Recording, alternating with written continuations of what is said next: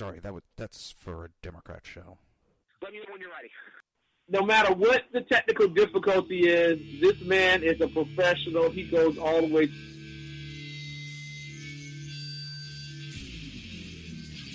What you represent to them is freedom.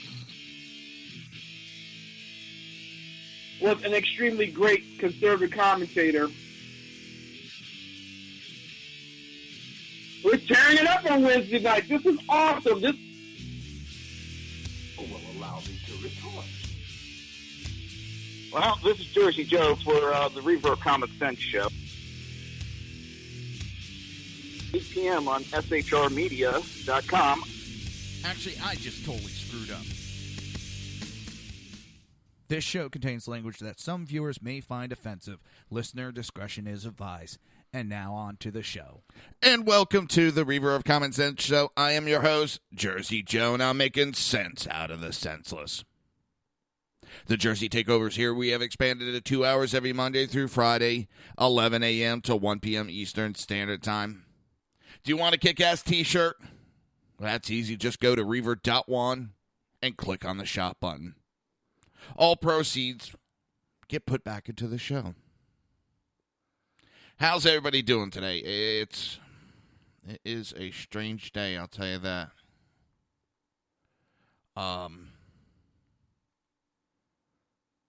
The left, they're scary. And I'm being dead serious. They are scary right now. They have no problem being violent. They have no problem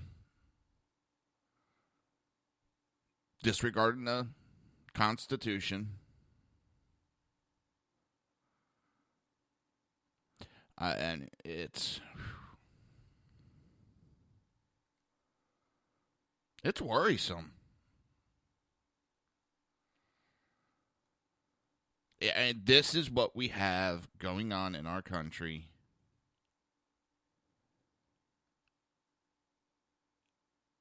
It's unacceptable. And if you don't know what I'm talking about, look at the riots that happened at Berkeley. So their big excuse now is that they're trying radical right-winger paid agitators were put into the crowd.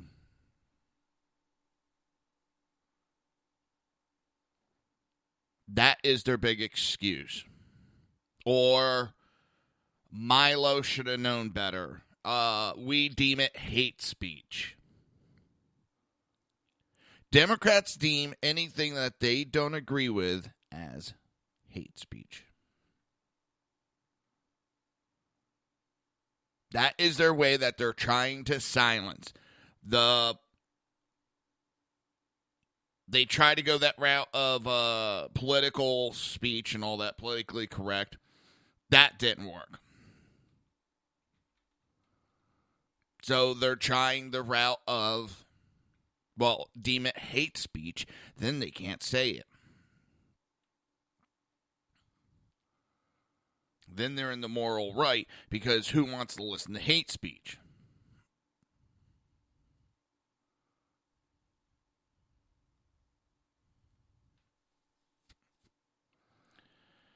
This is out of hand. You know, at first it was a little comical, you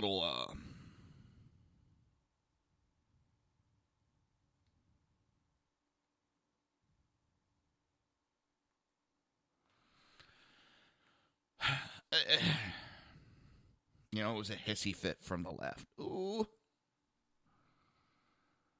Now it's full on. And it's just getting worse. You have members of Obama's administration that are now calling for an overthrow of the government.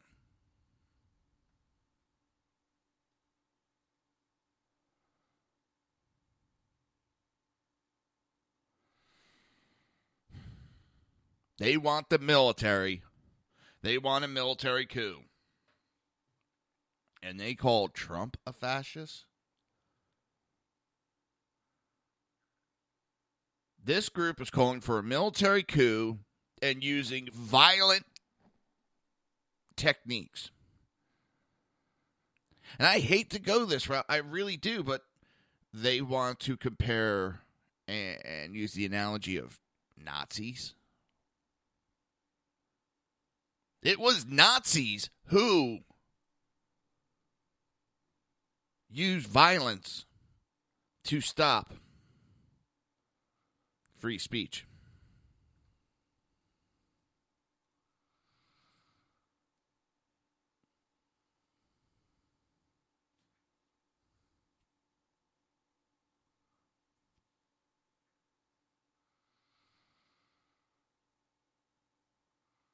And what they don't know is all this violence that they're doing, these anarchists, these fascists, whatever you want to friggin' call them, they're helping Trump's cause.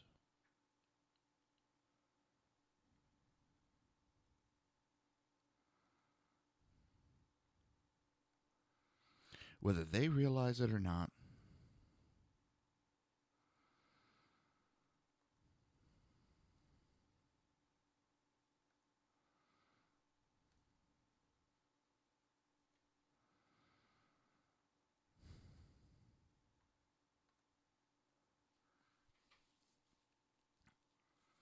They are pissing off more Americans. I mean, they're holding signs, "This is war." You have Kane, yes, as in Senator Kane, calling for people to fight in the street.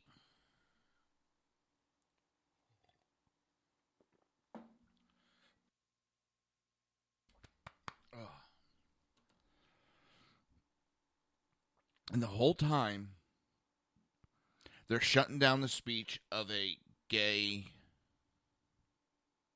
Jew. But because he's conservative,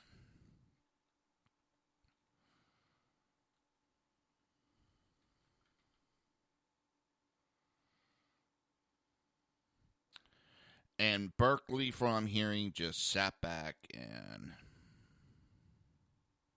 yeah. Doesn't surprise me. Does not surprise me at all.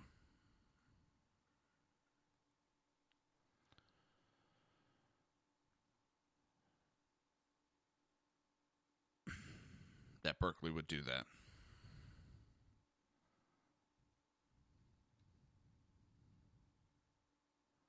So from what I'm hearing, there's been a stand-down order that was given to the officers to allow the little hissy fit to go on.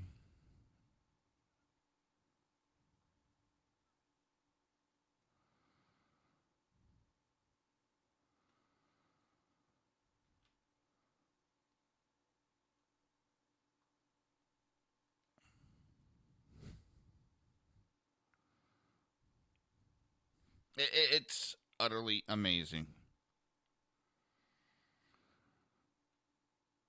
And I agree with Trump. Threatening to pull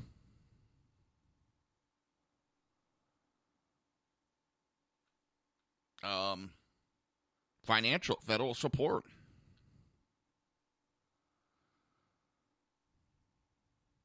Good for him. It's about time these children get taught what real life is about, and there's consequences for your actions.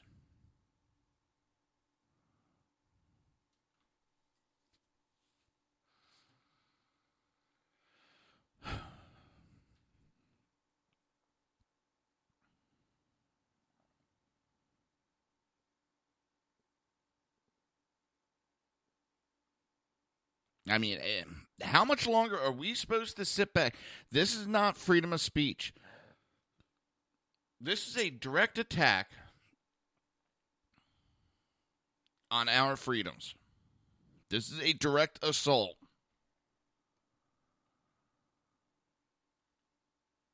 And who is it sponsored by?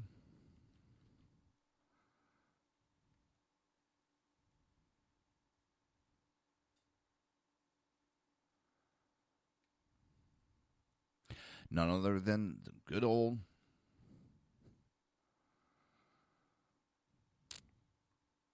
guess who? George Soros.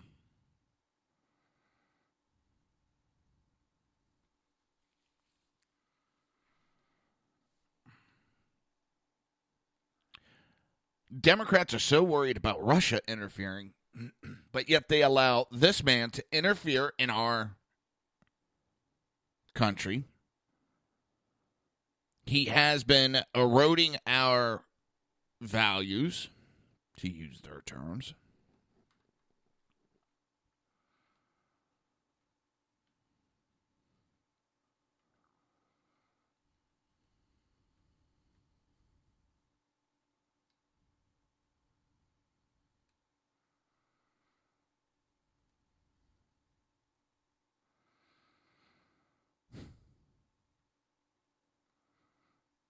But I guess it's okay.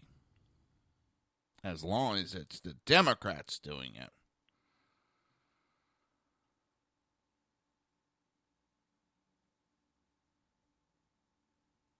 When the Democrats do it, it's acceptable. And I'm not saying that this whole Russia thing actually happened. Did they try to interfere with, propaganda? Yeah, they've been doing that. There's nothing shocking about that. They have been interfering with our elections just as we've been interfering with theirs for decades.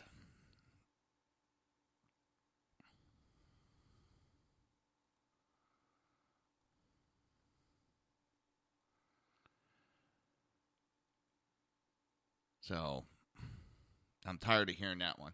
But we have George Soros actively interfering.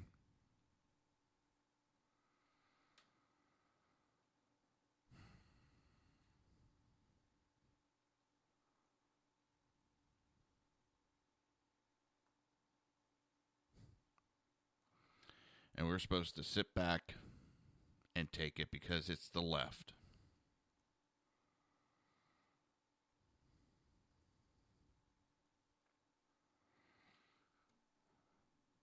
They're tearing apart our country, these liberals are. The Democrat leaders are sitting back and they don't give a shit. They're applauding it. And when you have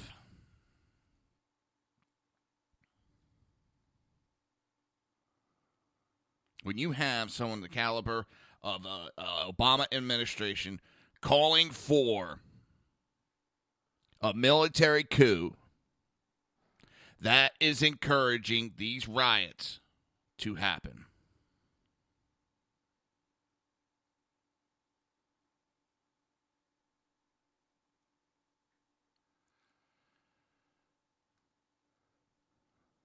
But that's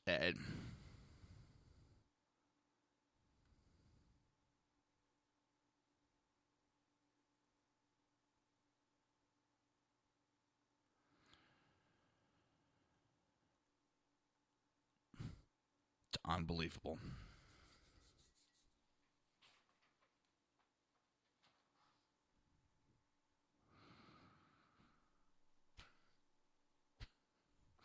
The DNC, who's having a little reality show for who's going to be the next leader of the Communist Party, known as the Democrats. Well, they kicked one of their guys out of the race for what they call disgusting criticism of Islam. Now, remember, that's disgusting criticism of Islam.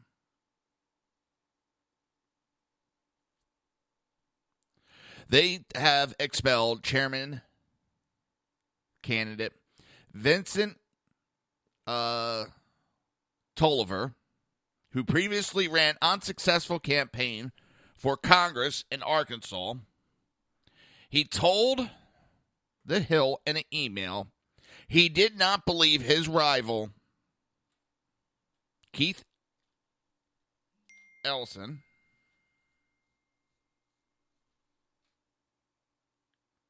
Hold on.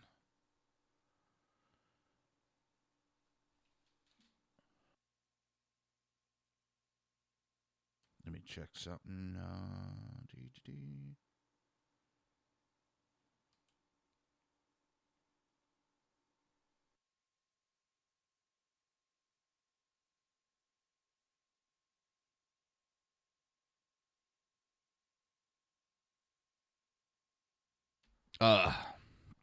Sorry about that. I had a caller set up to call in. My phone did not ring.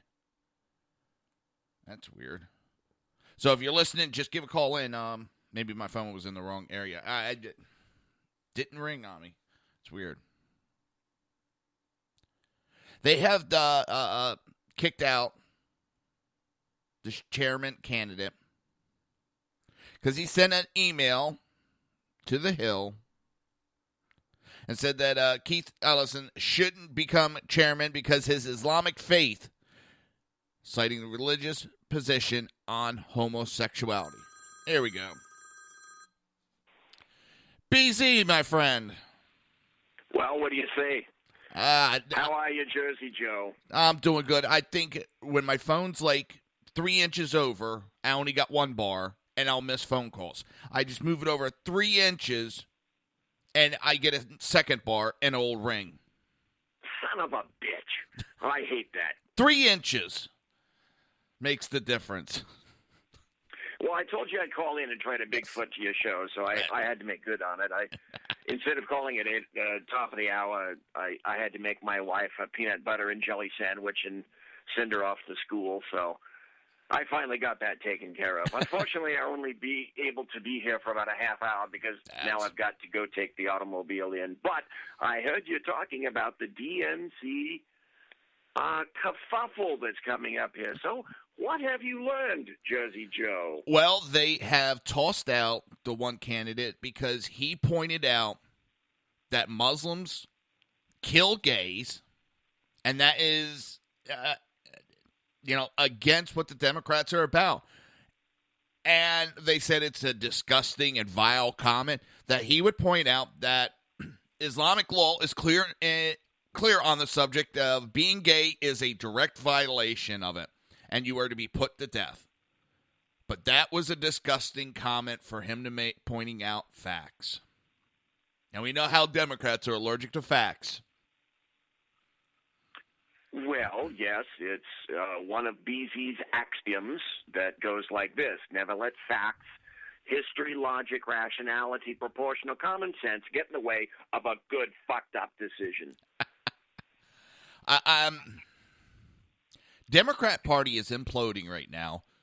Isn't it grand? Yes, Don't I love you it. just sit there and rub your hands together and think, give me more. Give me Keith Ellison. Give me Susan Boynton Brown. Give me a couple of cupcakes just like that. Make sure that the Democrats don't attend any of the committee meetings whatsoever. Make sure they boycott everything. Yep. This is wonderful. Burn, Berkeley, burn. Pull people out of their cars and assault them. Make sure that you set trees on fire because you hate the Greens. Make sure that you set public transportation on fire because you hate public transportation. Isn't it grand, Jersey Joe? Oh, and now you got Elizabeth Warren up speaking, and that woman has been caught in so many lies. She's got a new one. She didn't put on her financial paperwork that she has a $1.5 million loan out. And she got it from, I believe it's like Wall Street. She got a $1.5 million loan, and she didn't put it on any of her paperwork. Number one, she's bitched about those types of loans from everybody else, and then not placing it on your financial records. She's gone after several people saying that's inexcusable. There's no way to forget about that. But yet she just got caught doing it. That woman's got caught in so many lies, and now they're saying, I don't mean to change subject, I just saw her up speaking, there's a poll coming out. She was at first a lock for re-election. Now a lot of people are backing away from supporting her and saying maybe it's time to move on from her. I love it, especially Kurt Schilling running against her. Who's running against her? Kurt Schilling. Really? Yeah, he'll be running as the Republican nominee. And in that area, but wait, he's God. Are you trying to tell me that you think that Democrats are hypocrites? Never. You're No. not really trying to say that, are you? No, I would never allude to that. Okay. All right. I'd slap him upside the head with that statement, but I would never allude to that. Okay. All right. I feel a lot better. It's the hypocrisy. You have Chuck Schumer within the last day or two put out a tweet complaining that the Attorney General is not basically went around saying that it's not the attorney for the president. And the Republicans need to understand that. Where the hell was this asshole when Eric Holder came out in public and actually said that he is the president's attorney? Not a Democrat said a word that day. No, of course not. Well, listen, come on. I think you need to be just a bit more understanding and compliant and sensitive, Jersey Joe. I think you need to understand that sometimes people maybe slip up just a little bit. We're all human. You have to understand that mistakes are made, mostly on the Democrat side, and that what's a little hypocrisy between friends, after all. How dirty do you feel for saying that?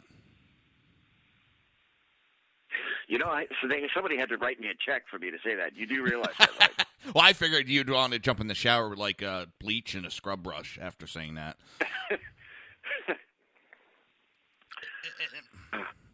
I mean, it is just the hypocrisy is screaming when it comes to these idiots. It really is.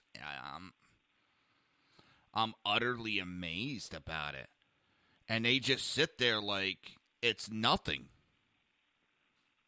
And we had that with Obama. The problem is Chuck Schumer and the rest of the Democrats are not Obama. Love him or hate him, and you guys talked about it last night on Sackheads Radio. He had a air around him. He was able to go out and rile the base up. He could give speeches and get the panties from every woman in the room. He just has that charisma when he speaks, where Chuck Schumer doesn't. Well, like I said last night, I think Chucky Schumer is very – I'm sorry, I didn't call him the right name. Little Chucky Schumer I think he's conflicted. He's trying to step into the big pederast shoes of Harry Reid, and that's kind of difficult to do. The DNC, well, the Democrats in general, really enjoyed Harry Reid because he was the destroyer of worlds. You would call Harry Reid in, and Harry Reid was sort of their own little personal nuclear option because he could say the weirdest shite imaginable. Somehow he can get away with it. Yeah. He was the one, if you were responsible, who said that Mitt Romney had fraudulent tax returns based upon absolutely no information that was credible whatsoever. Then laughed about it. And then essentially that ended up assisting in bringing down Mitt Romney when his first time, well, his only time for a serious candidacy for president. And then later on, Harry Reid laughed about it, admitted that he'd lied, laughed about the fact that he'd lied, and said essentially, well, you know, I knew I'd lied, but I would basically, I had to do anything to make sure that Mitt Romney, I had to decimate him, and he couldn't run. Yeah. And lied about it all. Chuck Schumer still seems to have just a bit, he has a few scruples left. They haven't quite been completely crushed by the DNC, so that's why I suspect he's conflicted. The party expects him to be Harry Reid, but he's not as craven as Harry Reid was, and he's having trouble filling those shoes. I look at it, that the Democrats had a chance, actually, that they could have taken back control. They very easily could have. Okay, with Supreme Court pick, they could have came out and said, you know what? We know the Republicans obstructed us.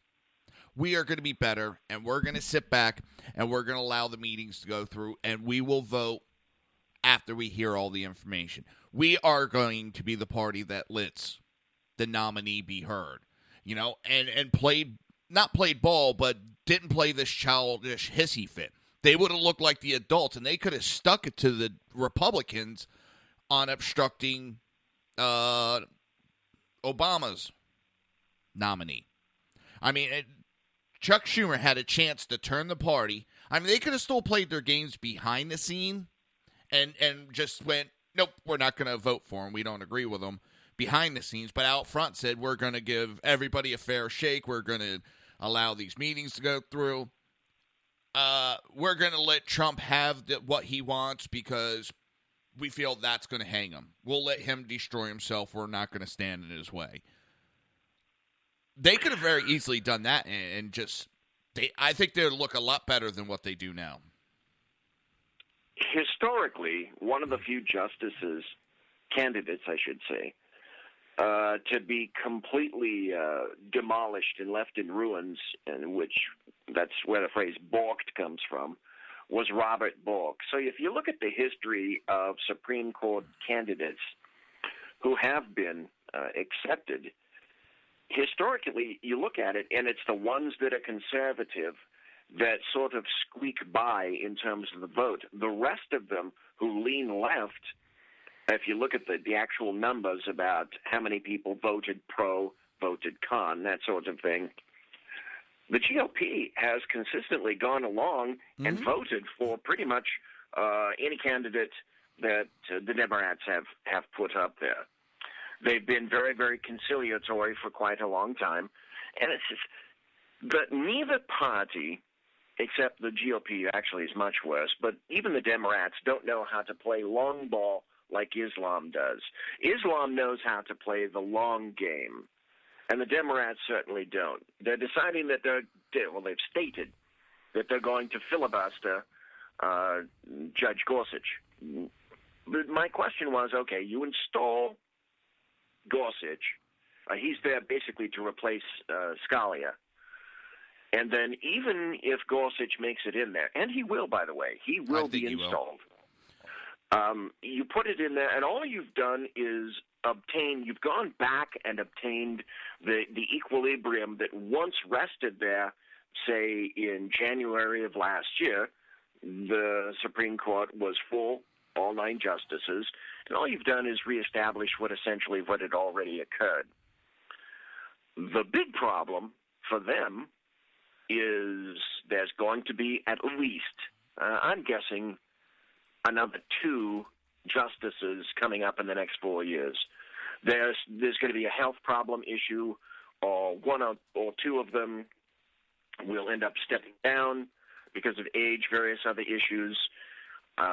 So you've decided that you are, in fact, going to go all out against this particular nominee, when in fact you should be saving up your ammunition for the next one that's coming, because our next one will come. You just pulled my next point, sort of. Well, that's the one. The next nominee after Gorsuch, that's the one that's going to be hypercritical for the Democrats, because that really will begin that will begin to weigh the court. Mm-hmm. And then if they get a conservative jurist in there, then the court will sway. Well, that's what anybody wants to do. Listen, it's no shock, it's no secret that the Democrats try to stack the court. Yep. And so do the Republicans as well. Both sides do it. It's become political, completely politicized. Well, they've decided they're going to throw all the cards into this, because the feeling is that because the GOP didn't approve and stymied Merrick Garland, that this is payback for Merrick Garland. It should have been his, just like the presidency should have been Hillary Clinton's. Yeah, everything's due to him. They keep right now, the Democrat Party and I keep posting it on Twitter, they're Chicken Little right now. They're running around screaming on every little thing, the sky is falling, the sky is falling. And just to explain what I mean, it's every issue we've heard that the person is either racist, sexist, xenophobic, all the phobias and all the isms. He's bad for America. He's unconstitutional. It's the same thing, literally the same thing over and over. Nancy Pelosi basically came out and said, I'm trying to remember her exact words, if you breathe, eat, basically gave a description of everything from life. Gorsuch is bad for you on that. And no proof, no nothing. But what's going to happen is, all this crying wolf is exactly that. They're going to see one of these people, not like them, scream about that stuff, and the people are going to go, oh, same thing over and over. I think Trump's doing it on purpose. Number one, he's a man where he gets stuff done. He's action, action, action, action. And he's overloading the Democrats so bad. I forget who made the analogy. It's like Greg Gutfeld made the analogy.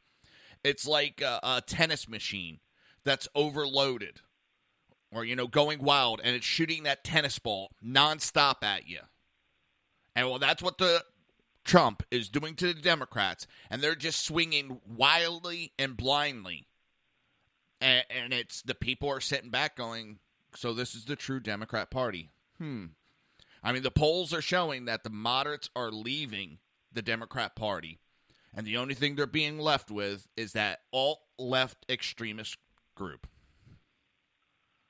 Well, the funny thing is, what it's proving is that a 70-year-old man with a dead orange cat on his head is out working each and every individual in D.C. on both sides of the aisle. Yep.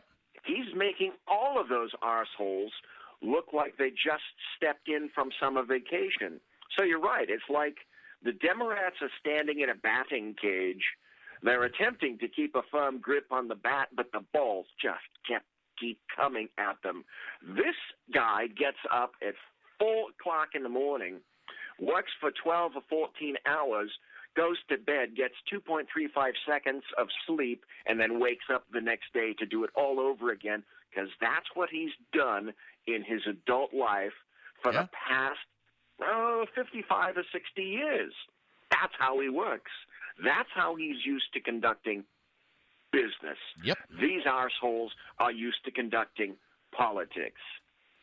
And the politics is backfiring. And I honestly believe, because my parents they're scared right now. And in some ways, I've talked with Zach and Sean, with what's going on from the left. I'm actually scared, because they're turning violent, as we saw again in Berkeley. They're turning violent. You said at the beginning of the show, they're pulling people out of the cars, beating them. That's somewhat what I like about living in Florida, because we actually had an incident, and I'm not making threats or anything like that. I'm just saying one of the things I like. There was a road rage incident recently, and this guy got out of his car, walked up to the car, smashed through the window, and started beating the shit out of the guy. The guy that was getting beat up pulled his gun and fired 2 shots. So the guy's laying on the ground with 2 bullet holes in him, thinking he's the victim. The cops show up and arrest him. And he's like, I'm the victim. And they're like, no, you started the violence. He protected himself. Everybody screams about the castle laws down here. I love it, especially coming from a state where you're New Jersey, where you were not able to protect yourself. If someone broke in your house in the state of New Jersey, your kids could be upstairs, you're on the bottom floor, you would have to vacate your house. You would have to be running, and they would have to stop your exit before you would have the right to protect yourself.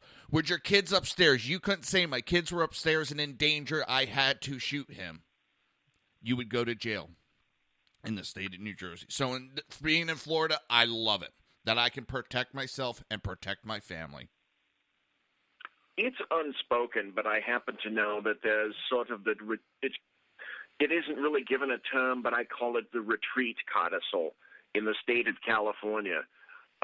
And it goes something like this. If you're, in fact, assaulted or assailed within your own home, within your own castle walls, before you'll find a DA in the state of California that will file for you, you have to have retreated, essentially, to the furthest point away from the entry, from the tumultuous empty of the actor that's trying to do you harm, and then with your back up against the wall, then would you only credibly have the ability to say that you really did have to defend yourself. In California, that's how ridiculous it's gotten. Florida, it's just your car and your house are your castle. Those are the last places you're expected to retreat to. And if you're in either one of those, you don't have to retreat from them, because that is your last place to go for safety. And if someone invades that, well, that's their stupidity. I don't believe in just going. Good on Florida. Yeah, well, and they were smart, because I'm looking at 2018. Rick Scott's term is up, and we have a ambulance chasing lawyer, John Morgan from Morgan & Morgan. He's the one that pushed for the pot. He's talked about running for governor, and he's a Democrat. I see him getting in, and I looked at my wife. I said, our taxes are going skyrocketed. And at first I was like, there goes our guns. And I said, nope, that's right. He can't. When Florida redid their gun laws back in 2006, I think it was, they changed the Constitution in the state of Florida so that if there was a Democrat governor, even a majority Democrat government in Florida, they just couldn't change the laws willy-nilly, because it would take a citizen vote to change those amendments. So I was like, okay, at least that's safe. But we have so many Northerners that have moved into Florida, including myself. But some of them went, okay, I'm getting away from the high taxes. They've ruined that area. It's too expensive to live. There's this, that. And they're voting the same people in down here that ruined up there. And I'm like, at least I learned. I didn't. It's not that I voted Democrat exclusively. I won't vote Democrat now at all. I mean, I'm not going to risk ruining Florida. And they talk about. Well, that's why I call California fornicalia, because California fornicates everything with which it comes in contact. That's one of the reasons that Oregon went left, is that all the Californians moved north. A lot of them moved into Oregon, brought their values with them. Then they moved further north when they decided that they wanted to be a little bit cooler and a little bit wetter. And now Oregon is gone, and now Washington, the state of Washington, is gone thanks to California. Texas is in trouble. A lot of Californians are moving to Texas. Well, yes.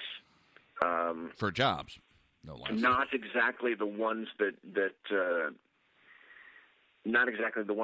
you're thinking of. I think Texas still has something left in it.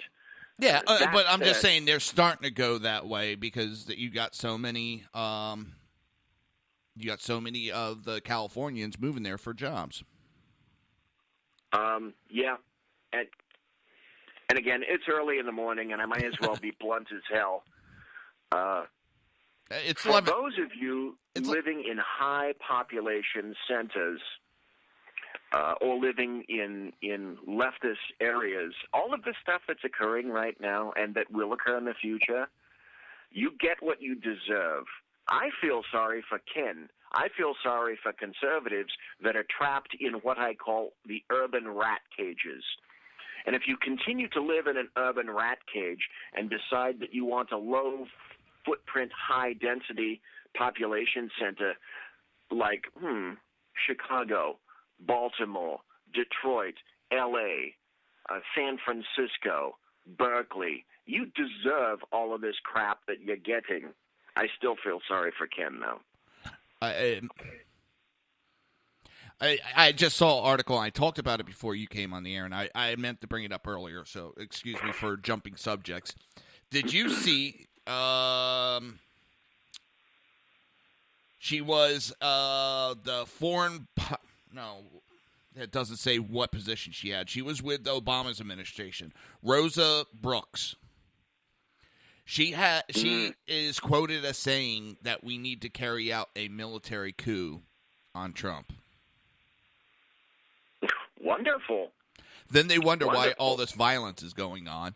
And I actually got told last night that it was radical right-wingers that infiltrated the protests and started the violence in Berkeley. Right. Yeah, I know. Right. The excuses coming out from it to try to justify, well, they don't like him because he's hate speech. Well, I don't like the KKK. I don't like Black Lives Matter. But both of them have the right to speak. I'm not going to shut them down. The left, the only way they can shut down people's conversation, or the only way they can win is by shutting down people's conversation. Political correctness was there for how many years? That's dead and done with.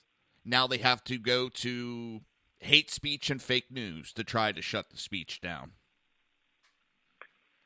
I'll go back again because it's early in the morning, and I'm not feeling particularly conciliatory myself. This is the perfect reason why the government wants to disown you. And as soon as I say something like that, I can hear the radio dials and the internets being clicked off from your show all across the nation. But the Second Amendment doesn't exist for hunting.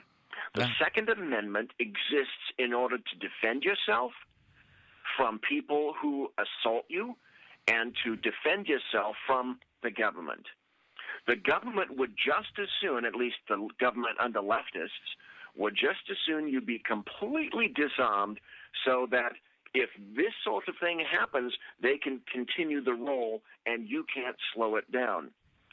If the Democrats, leftists, and truly anarchists and those that are kissing the bunghole of George Soros keep this up, it's not a matter of I fear that something bad will happen. I can guarantee you that something bad will happen, and the leftists won't like it at all. Who are the ones that are armed? The greatest number of persons who are armed are those who are law enforcement, military, ex-law enforcement, ex-military, those persons who have training on those things, those persons who enjoy hunting, enjoy the sport of shooting, and are good with what they have and probably don't have just one of what they're good at. Oh, no, what is it? My neighbor, he has the expression, if I have one, I have none. If I have two, I have one. So everything he has a minimum of two of them on everything. I'm like, holy shit. But I could very easily see the left taking it a little too far with their violence. I hope not. I hope I'm wrong. I think I might be wrong because we're reliving the late 60s, and luckily nothing escalated to anything major. And by major, I mean Civil War type major. So I'm hoping this blows over, but I think it's going to... I lived through the 60s and through the 70s. I was a law enforcement officer in the 70s. Just like I said last night, it was custom because of what was going on at the time. There were bombs placed just outside police stations blown up, police vehicles blown up. It was common sense to go outside and look underneath your automobile before you started your shift. Yeah.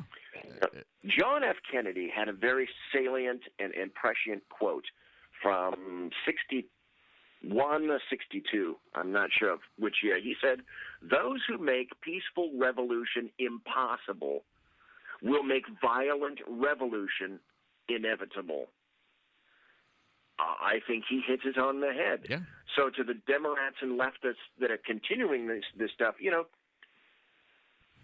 trashing in Berkeley, for example, you're trashing an administration and an infrastructure that exists to help you. What you're doing is attempting to bankrupt the UC system and also to bankrupt the city of Berkeley, or the county of Alameda, which is the county in which Berkeley resides, in the East Bay. And all of that money has to come out of the coffers. All of that money has to be paid by the taxpayers. All of those things have to be replaced. All of the equipment has to be replaced.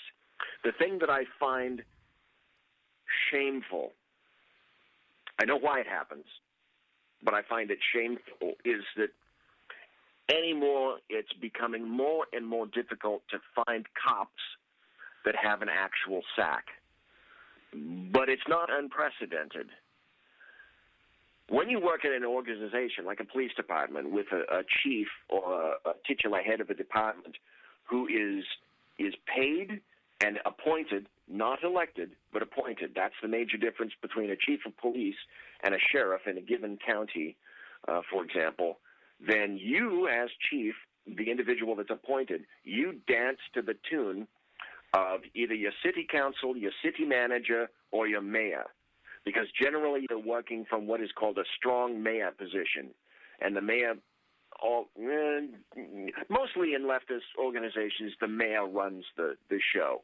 On the left coast, some of them have city managers. You have that on the East Coast, too. The city manager actually has more power than the mayor. But the mayor hands down edicts, or for example in the UC system, and I'd not be surprised to discover that Janet Napolitano said this, or the mayor of Berkeley, and we were talking about this last night. It'll be interesting to find out if in fact a stand-down order was given. If so, and unfortunately I suspect it was, that's how now politically corrupt police departments have gotten. After working for law enforcement for 41 years, it saddens me to my core to have to say something like this. But now police departments live in fear of not being politically correct because the heads of the administration are fighting for their jobs. And the heads of the various bureaus and divisions underneath the chief of police, they want to keep their jobs too.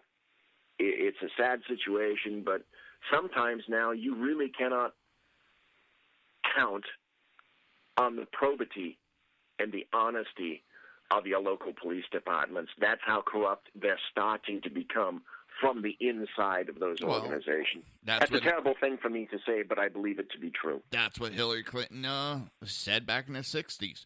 You weren't going to defeat it from the outside. You had to defeat it from the inside. And that's unfortunately what I see going on. The best way to destroy the law enforcement agencies, destroy it from the inside. Get your people in there, get them in the upper ranks, and destroy it from the inside. Well, you have to consider that with cops, they're like no one else. Their gene pool is the same gene pool from which everyone else dips. As I said last night, I found that my best troops were those who come from organizations of discipline and sacrifice, and they have a history of discipline and sacrifice. These days, that means primarily the military. Yeah. So some of my all-time best troops that I ever supervised were former military or law enforcement from other agencies that had come into my particular department. But now you're getting the same kind of individuals who are coming into law enforcement. They want to dip their toe in the water to see if they like it. And then after a year or two, what I would customarily see is some of these people would say, you know what, this working nights crap doesn't work for me. This not having holidays off crap doesn't work for me. This forced overtime crap doesn't work for me. I never get to see my family. I never get to do what I want to do when I want to do it.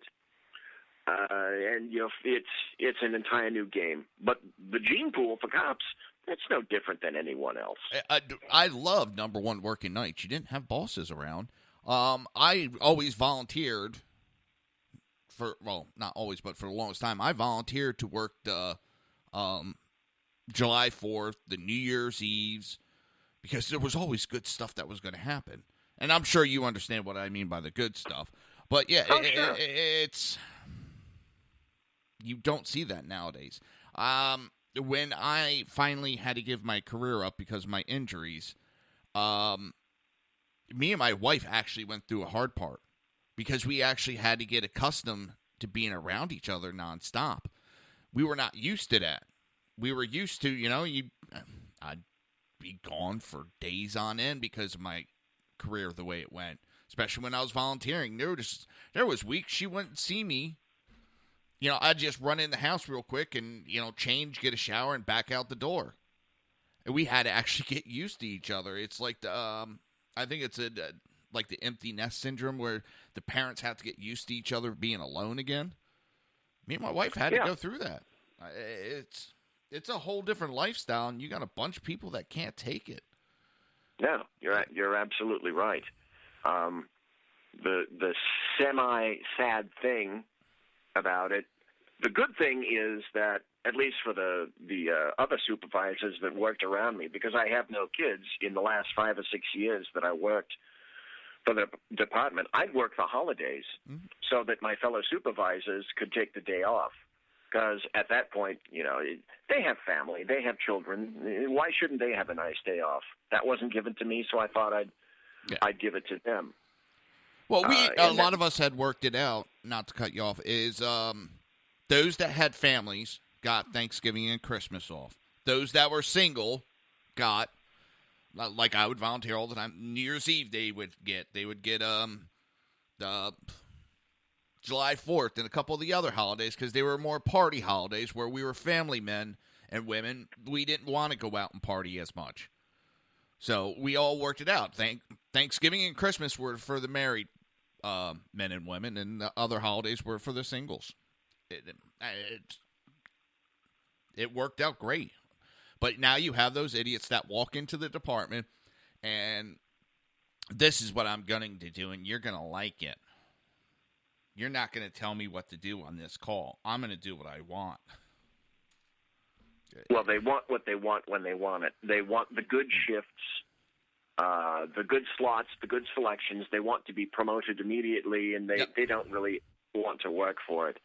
I'll reveal to you a dirty little secret, a dirty little lie, that I benefited greatly in the last, say, 3 or 4 years on the department, and made some serious coin for this reason. I had basically the greatest seniority in the entire department over any sheriff before or since. And because of that, I got my choice of shifts because it was just convenient. Finally, after all these years, it started to pay off. I decided that I was going to work day shift in patrol.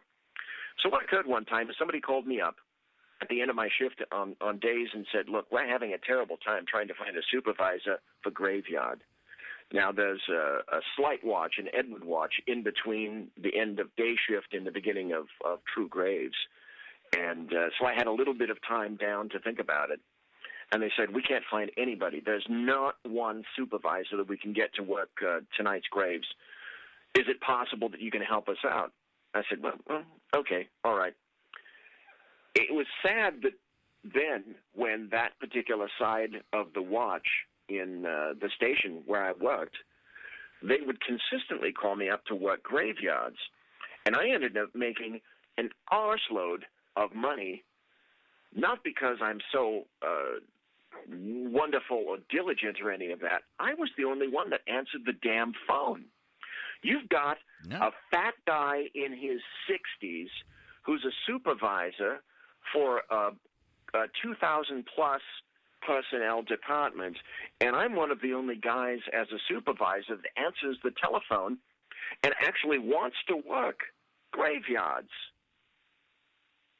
That's a sad comment into itself, that it got to the point where they would consistently call me because, A, they knew I'd answer the phone, and B, probably 9 times out of 10, I'd say yes.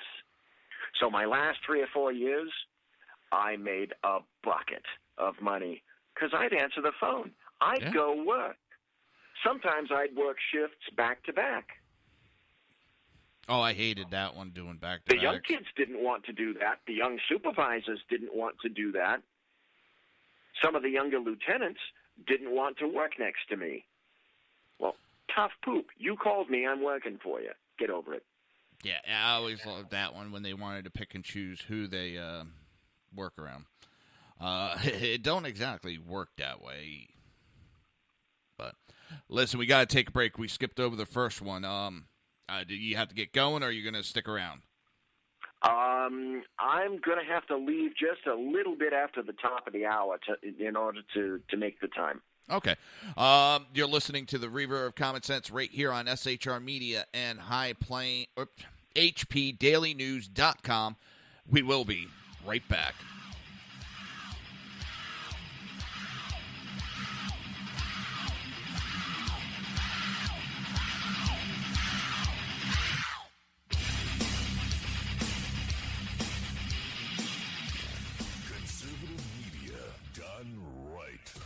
You're listening to the SHR Media Network. Breaking news. According to the latest report coming out of SHR Media, a merchandise store to support both the Reaver of Common Sense and SHR Media has just been unleashed to the general public. Be forewarned that this site can be contagious and numerous items can be purchased to support the best news programming. Go to Reaver.one website and click on the store link to check out the merchandise.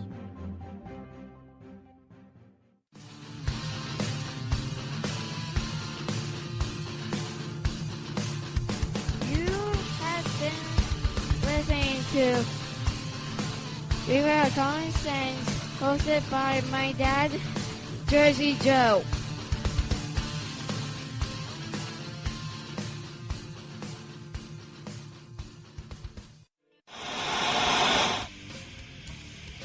Beware, the Jersey Takeover is here. Every Monday through Friday, 11 a.m. to 1 p.m. Eastern Standard Time. You can catch the Reaver of Common Sense show, hosted by Jersey Joe, right here on SHRmedia.com and HighPlainsDailyNews.com. Only Jersey can deliver hell like no one else, so consider this your fair warning.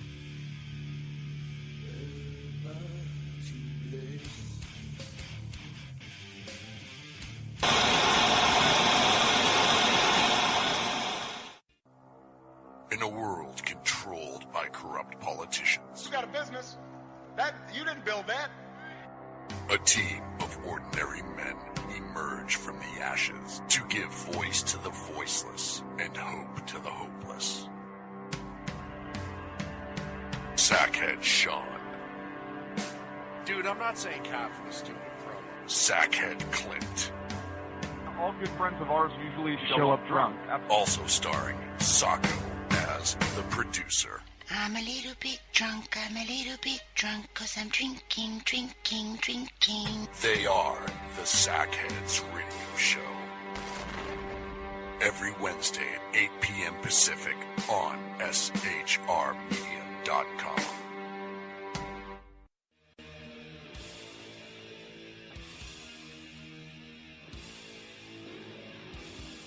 Every Wednesday night, 8 p.m. to 9 p.m. Eastern Standard Time, you can catch the Southside Mutt Show with its hosts, the Jersey Boys, Jersey Joe and Crash, right here on SHR Media and High Plains Pundit Radio, where we will be digging up the dirt.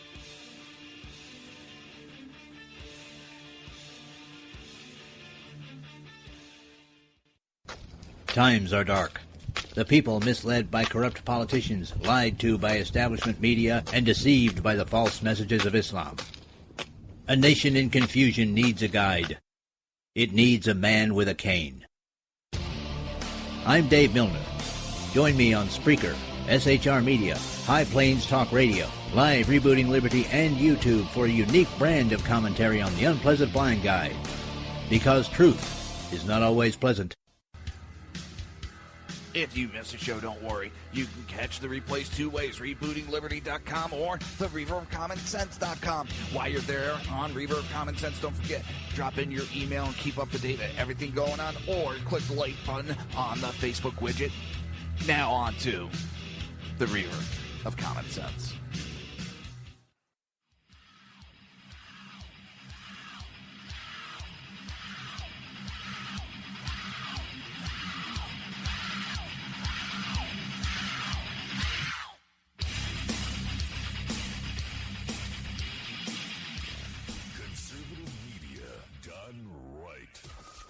listening to the SHR Media Network. This show contains language that some viewers may find offensive. Listener discretion is advised. And now on to the show. And welcome back to the Reaver of Common Sense show. I am your host, Jersey Joe, and I'm making sense out of the senseless. The Jersey takeovers here, we have expanded to 2 hours every Monday through Friday, 11 a.m. to 1 p.m. Eastern Standard Time. And today we got a very special guest, a good friend of mine, BZ. How's it going, bud? Doing really, really well. I just noticed, I looked outside, and it's starting to rain.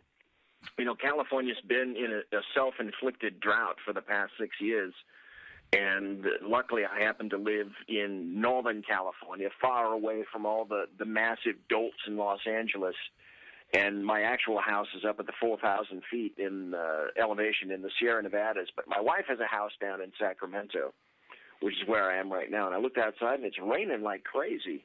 With all the rain that we've got this year, we may actually stave off the drought just in one season. It's been absolutely wonderful because Northern California gets about 80% of the water, and Southern California consumes about 80% of the water. But it's nice to see rain because for a while it was just the strangest thing to look outside, and if a raindrop would appear, it was like an alien thing. You didn't know what the hell to do. Then you have California's had a lot of rain the last week or two, and now they're complaining about the rain. Now it's been the rainiest January in 22 years, and the snowpack is great. Now, I've gotten some snow. In 1994, I got about 6 or 7 feet of snow. I've never had a snowpack like that since, and I really haven't gotten a lot of snow this year. It's been a little bit warmer, but at the higher elevations, about 5,000 feet and above, the snowpack is just great. It's wonderful. Well, I know there's some areas they actually had to shut down the ski resorts because there's too much snow. I was telling my mom that, and she's like, what? They just have way too much snow, and it's causing it's putting risk for avalanche, so they had to shut it down. But remember, that's also proof of global warming. Too much rain is global warming. No rain is global warming. Hurricanes are global warming. No hurricanes are global warming. Basically, they have it set up that everything proves global warming. Hey, look, my hamster farted. Global warming. That's right. Exactly. You need to do something. By the way, Jersey Joe, you do need to do something about the methane that's coming out of your gerbil. Yes, I need to put some kind of muffler system that converts the methane into a usable. I'm a student of history. Let me give you a statistic. The Central Pacific started from the west and built east. The Union Pacific started from the east and built west. They were building the Transcontinental Railroad from 1861, and they finally finished around 1865 at Promontory Point, where they drove the Golden Spike. Up in the Sierra Nevada mountains, where they had to crust and build through the Sierra Nevada mountains, it was customary in a particular place called Norden, N-O-R-D-E-N, which is just outside Soda Springs. In various winters, they lost literally hundreds and hundreds of Chinese workers every year because it was not uncommon for the drifts to get in the 1860s up to, are you ready for this? 60 to 70 feet of snow. Oh, my God. I wouldn't know what to do. They would have to dig tunnels to get to the tunnels themselves in order to dig. There would be continuous cave-ins. Any number of workers were killed in the winter. They got to the point where they absolutely hated the winters. And the snowfall was absolutely incredible.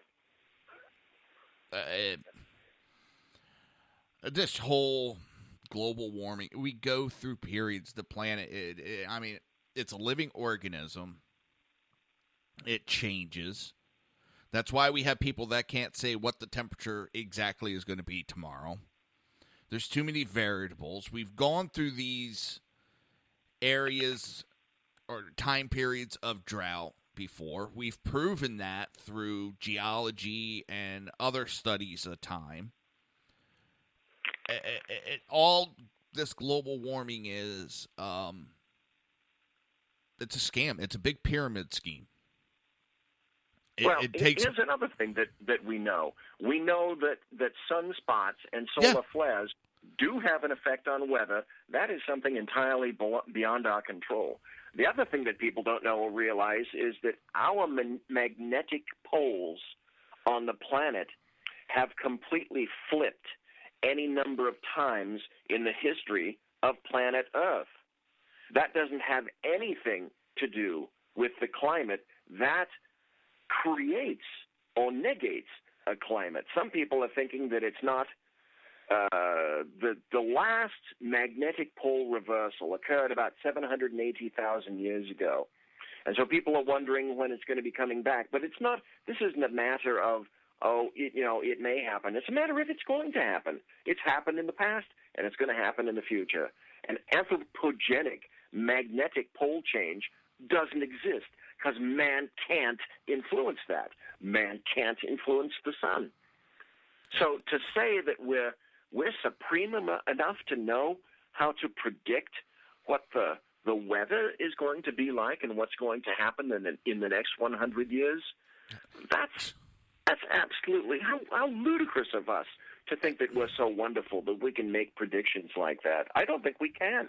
Well, look what they're doing now. Instead of they used to make predictions that we would find out in our lifetime, and we've proven time and time again all their predictions are bupkis.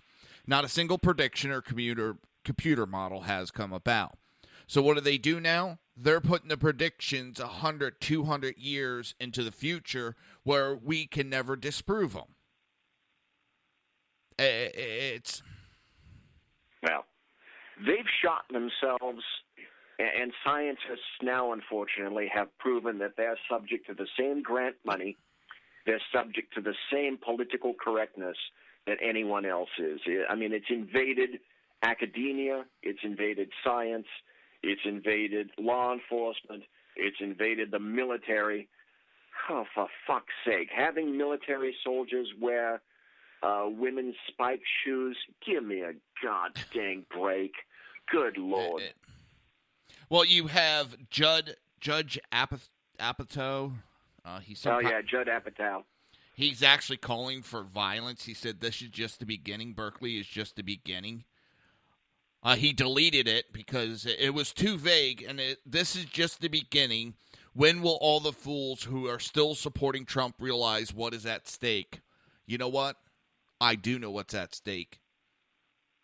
Our freedom, because they're doing away with our... Stake. Here's what it is at stake. And I'll say this, and then I'm going to have to jam. Yep. The Democrats and leftists and anarchists and the American media maggots are encountering bedwetting, pants-shitting hysteria because they're afraid of one thing.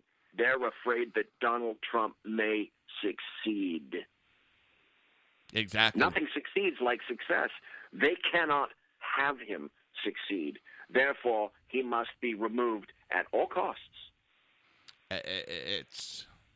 And that's where I said earlier, it scares the shit out of me. I fear for my daughter. I fear for my wife's life. I fear for my life. There's no low they won't stoop to. They're getting violent. It's... How long before a conservative says, I have had enough, and fire back? I think that's what they want. Yeah, I think it is what they want, too. And it's like the Talking Heads song, watch out, you might get what you're after. Yeah. So. And with that, Jersey Joe, I have to take off. Yep. I've got an appointment. Thank you ever so kindly for letting me be on your show, sir. You've been Give the information for your show, please. Pardon? Give the information where they can find you with your show. Yes. Consistently, you can find me if the laptop works on Tuesdays at BZ's Berserk Bobcat Saloon. It starts at the exact same time that Sackheads Radio starts. It's at 8 p.m. Pacific and 11 p.m. Eastern. I run for 2 hours, and I get to yell and scream a lot and get paid for it. It's wonderful. All right. Okay, that paid part, I just made that up. Well, don't worry. I'll talk to Sackhead Sean about giving you a 100% raise. Oh, right. Because like that, the particular song, nothing times nothing is nothing. There you go. Exactly. Thank you Jersey Joe. You have a great day, sir. Thank you, sir. Bye. That was the great BZ. Great man, knowledgeable. I love having him call in and being a part of the show. It's been a long time since he's been able to give a call in. Hello, Kel. You just missed BZ. It's...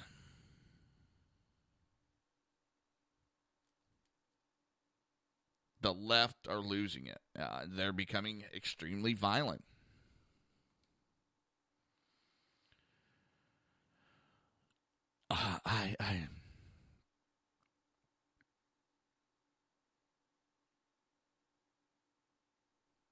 I don't even know where to go with it anymore. It's...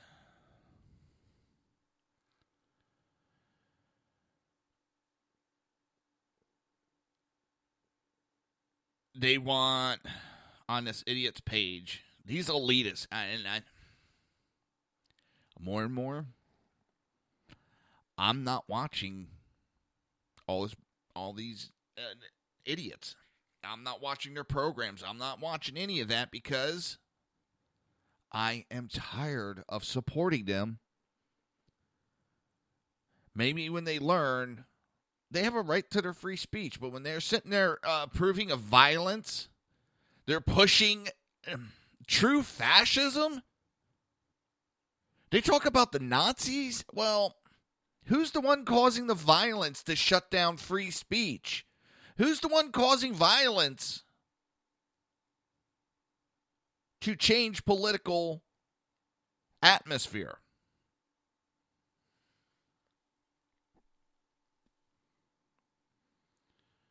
Do I think the left are Nazis? No.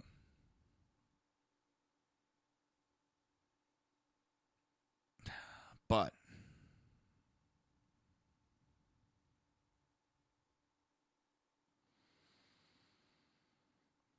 Donald Trump put out, if UC Berkeley does not allow free speech and practices violence on innocent people with a different point of view, no federal funds. And from what I'm hearing, that these federal funds that all these states get, they actually sign a contract that says, they're going to follow some basic rules, and if they don't, the federal funding can go away. Because I'm tired of my money going and supporting these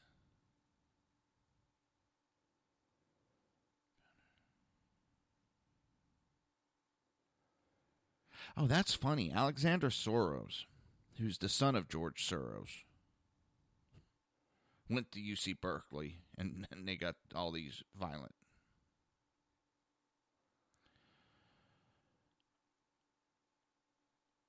It's...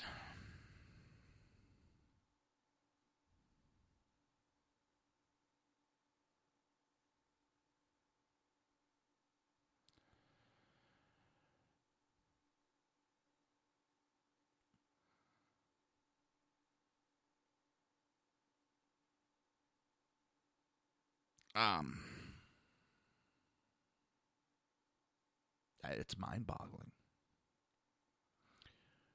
One of the things I don't think I brought it up, but they talked about on Sackheads last night, and CNN is crying that they're being pushed out, and Trump's picking on them.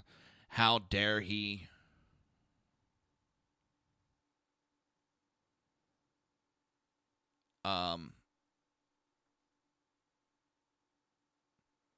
Well,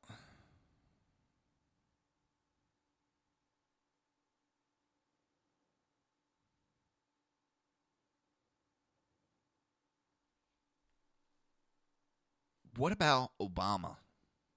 And he singled out Fox and conservative radio stations. He tried to demonize us nonstop. But that was okay. But Trump pointing out the fake news of CNN is wrong. The hypocrisy of the left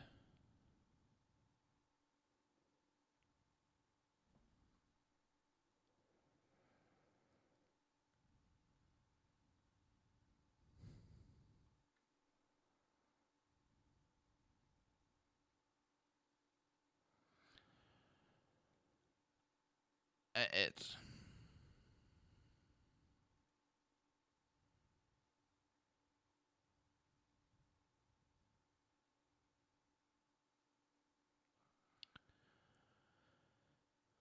I'm at a loss.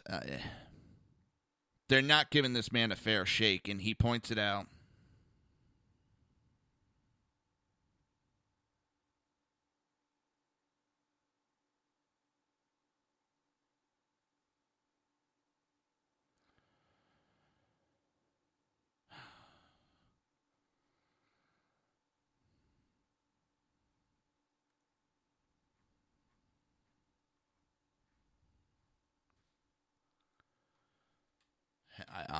I'm at a loss.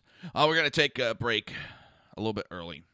We missed a couple breaks when BZ was on. I wanted to let him have fun with him talking. So you've been listening to the Reaver of Common Sense right here on SHR Media, HPDailyNews.com, and we will be right back.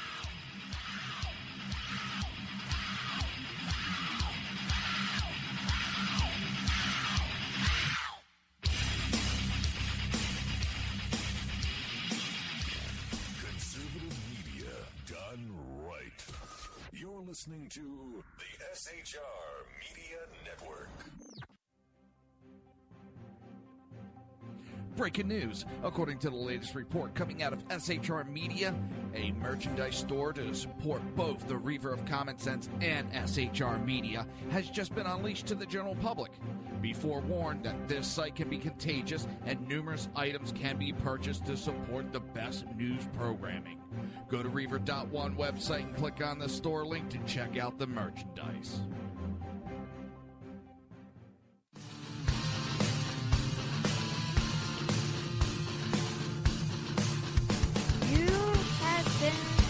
Listening to Reaver of Common Sense, hosted by my dad, Jersey Joe.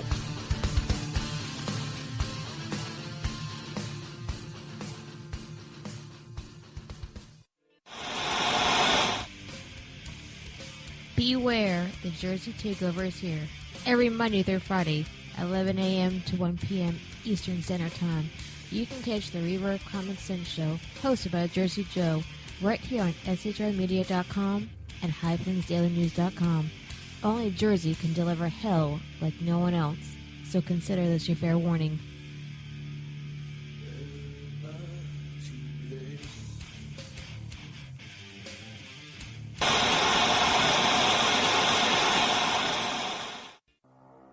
In a world controlled by corrupt politicians, You got a business. You didn't build that. a team of ordinary men emerge from the ashes to give voice to the voiceless and hope to the hopeless.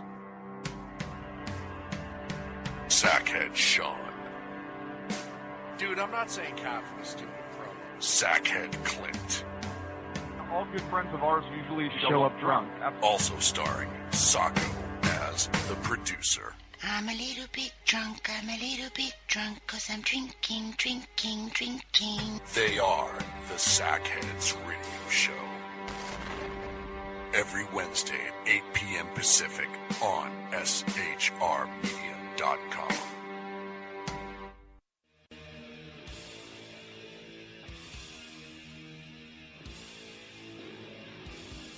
Every Wednesday night, 8 p.m. to 9 p.m. Eastern Standard Time, you can catch the Southside Mutt Show with its hosts, the Jersey Boys, Jersey Joe and Crash, right here on SHR Media and High Plains Pundit Radio, where we will be digging up the dirt.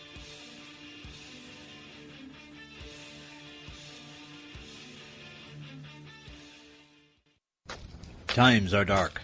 The people misled by corrupt politicians, lied to by establishment media, and deceived by the false messages of Islam. A nation in confusion needs a guide. It needs a man with a cane. I'm Dave Milner. Join me on Spreaker, SHR Media, High Plains Talk Radio, Live Rebooting Liberty, and YouTube for a unique brand of commentary on the unpleasant blind guide. Because truth is not always pleasant. If you miss a show, don't worry. You can catch the replays two ways, rebootingliberty.com or the reverbofcommonsense.com. While you're there on Reaver of Common Sense, don't forget, drop in your email and keep up to date with everything going on, or click the like button on the Facebook widget. Now on to the Reaver of Common Sense.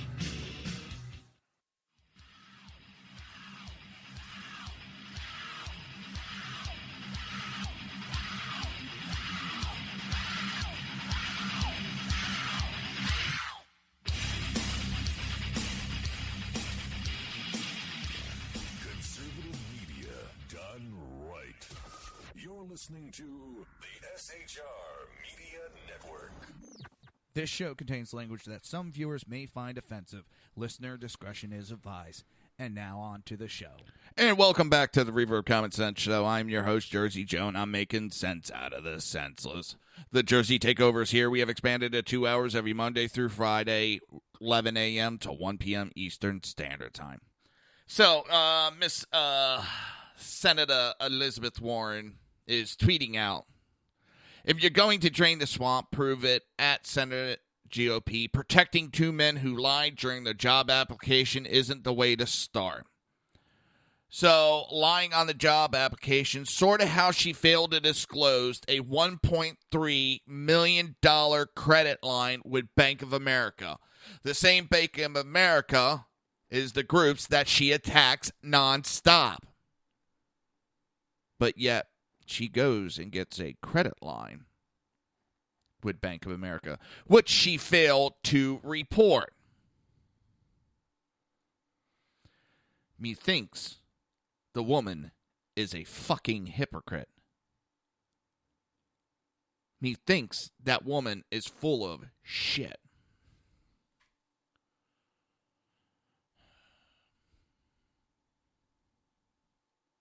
What a joke. I mean, the left is imploding. She has got caught in lies after lies. I'm American Indian. I'm a part of this tribe. No, you're not. And now they're trying to justify it. Well, she's 132nd. Let me explain something to everybody here.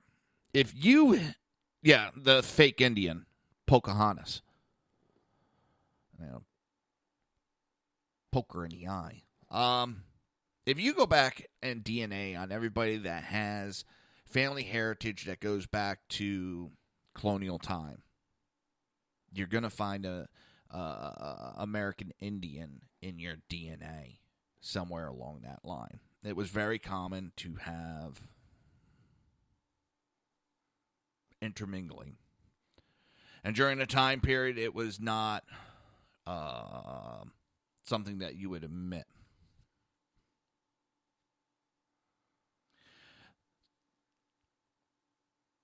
My relatives have told me stories that I got American Indian in my family line. Do I go around clicking that on applications? No. Do I try to use that to get cheaper college? No. Do I use that to try to deceive people? No.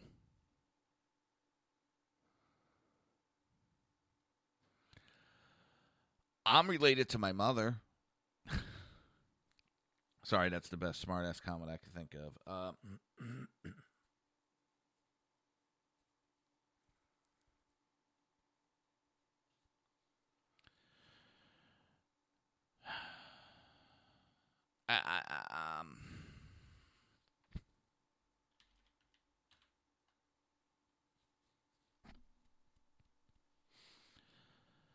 It is...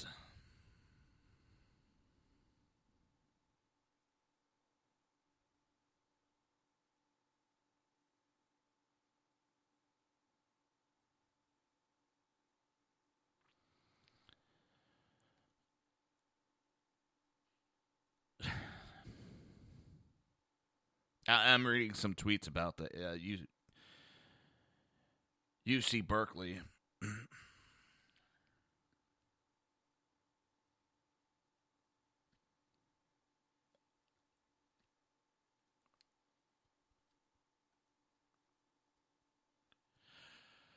And you have that Judge Apatow, whatever the hell his pathetic name is.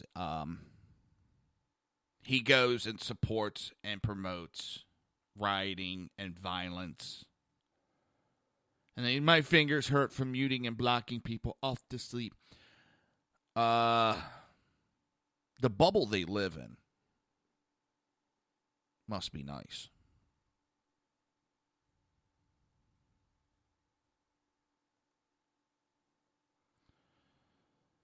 It's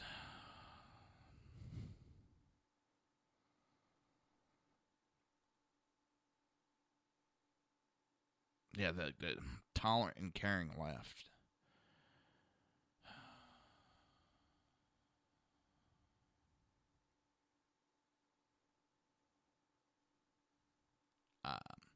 They're showing just how un-American they really are. They do not care.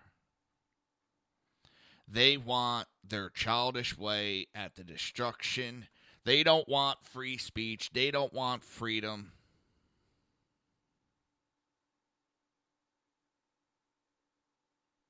Oh, this is Rich. Pelosi to pro-Trump Muslim immigrants. EO has not made us more safe. Yeah.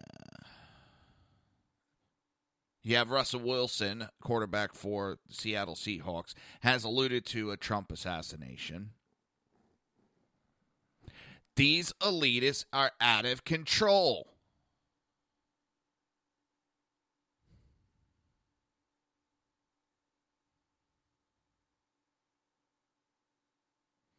Michael Moore is still threatening he's going to create a new party. Go right ahead. Go ahead, Michael Moore. Do it. I double dog dare you to do it.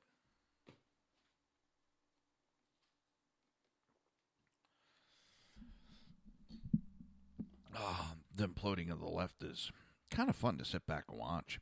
Tell you the truth, I was also having fun watching the Republicans implode for a while.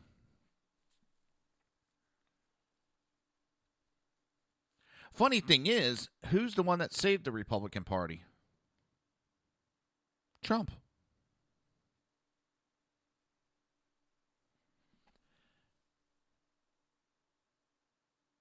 There was no candidate out there that was going to beat Hillary. Sorry, there was none out there.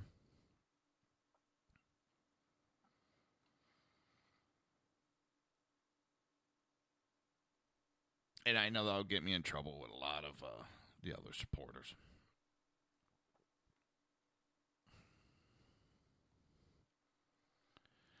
I don't see a single one of them that was able to beat Hillary. And I knew the only one, that's why one of the reasons why I supported him from the start. Because he does not play by their rules. But I'm sitting back and I'm watching this implosion of the Democrat Party. And they just seem to be going deeper and deeper down that rabbit hole. And it's maybe we need to start drug testing our politician.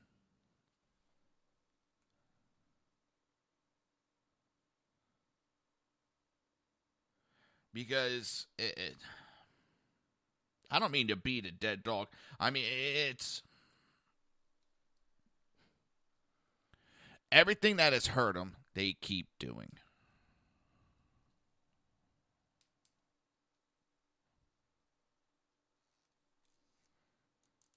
They're magnifying it.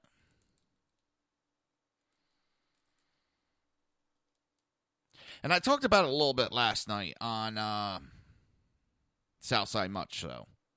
Tim Kaine is calling for fights in the street. This is why when you have politicians that run especially for president, they should not be allowed to keep their seats while they're running. I mean, primary is one thing, but when you actually run for the presidency, you should have to resign your seat. Because now he's acting like a child. He lost, so now he's calling for violence in the street. The left is approving of this. Hate to use the expression left, right, and center, but they are. And it's scary.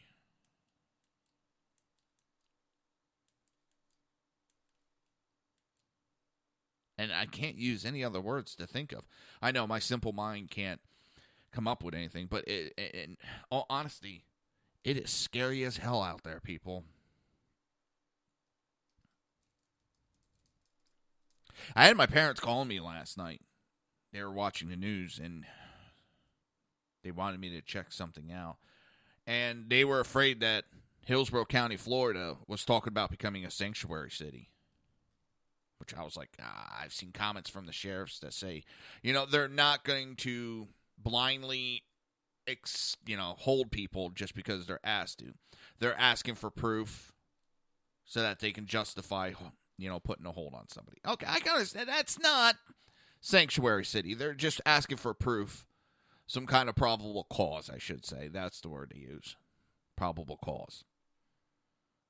And they cite one case where a gentleman he was a legal citizen, but he was detained for being illegal, and they said that it was unconstitutional. He was held with no probable cause. All right, I could somewhat understand that. So my mom calls me up, and she's like, I just heard that they're trying to make Hillsborough County a sanctuary city. So I'm like, all right, let me check it out. I'm looking. The only thing I could find is there's immigration groups that are pushing for it. Let me tell you, if they try it, I will be at every single meeting. I will be calling on Hillsborough County sheriffs to arrest any of the politicians that push it, any groups that are speaking outward. U.S. Code 1324, verbally talking about that and pushing for sanctuary status and coming out and saying to become a safe zone, you are promoting coming into this country illegally.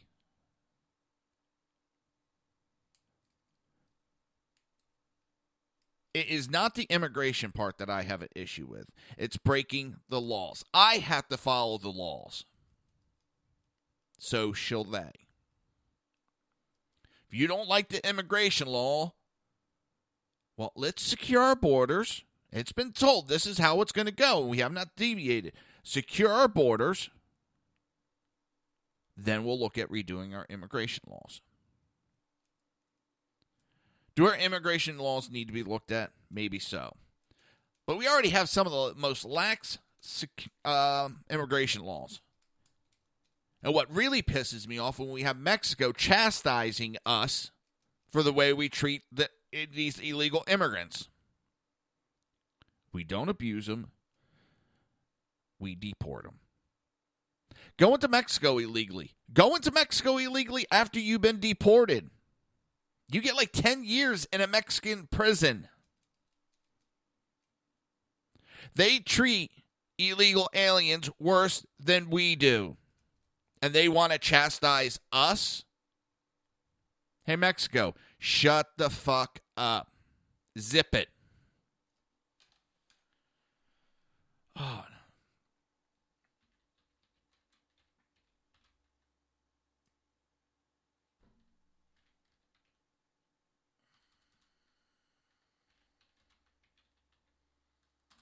Just. This is all I gotta say. What the? That wasn't it. Ready? Why make trillions when we could make billions? A trillion is more than a billion, numbnuts. All right, zip it. You can't even... Zip it. Zip. Zip it? Look, Ladies and gentlemen of the jury, exhibit A. Number two, would you please back me up? Look, I'm Zippy Longstockings. I can't... When a problem comes along... You must zip it. Zip good. Frown, would you... Jisu hai, pindowa, nita hioto. Subtitle, zip it. I'm just trying to... Zip. Would you like to have a suckle of my zipper? I want you... Stop.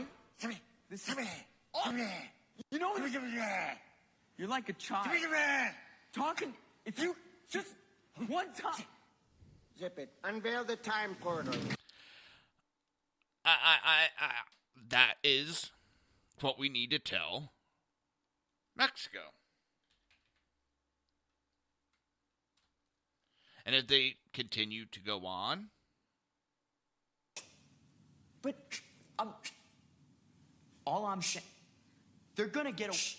I'm just... Knock, knock. Who's there? I got a whole bag of Let me tell you a little story about a man named Even before you start, that was a preemptive Just know I have a whole bag of with your name on it. And that's what I got to say to Mexico. You want to try to lecture us about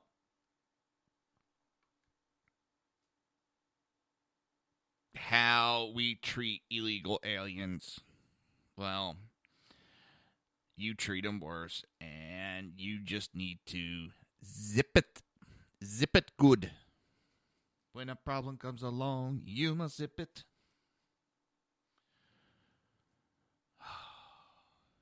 I love the media right now. They told us to shut up. No, shut up and listen. Sometimes the best thing to do is to open the ears and close the mouth. Then you can do your articles and your show. Just open your minds. I love how the left can be figurative, but everything the right says is literal. Because I've heard that expression before. Just shut up and listen. It is open your mind. Listen to what people have to say. Stop talking nonstop. It's not a hard thing. It really isn't.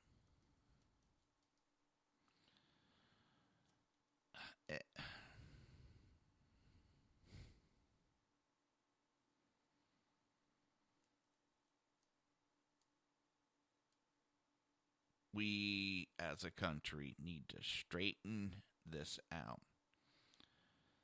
The world is going to hell in a handbasket. And we're busy playing tiddlywinks back here in the country. But this is, I got to admit, this is kind of going globally. And it's the same group. And it's all revolves around one man.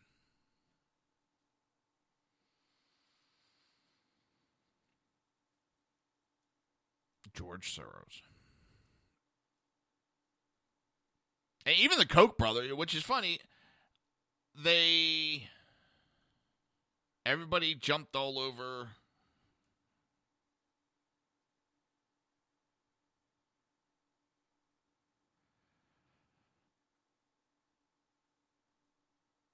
the Koch brothers. Well, guess what? Koch brothers aren't just backing Republicans. They never have. They're backing anybody who is willing to do their bidding.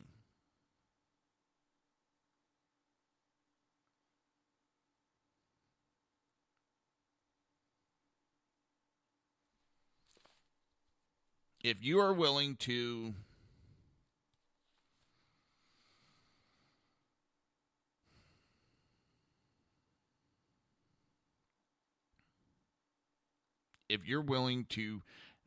push their open borders to help their business, then they'll back you.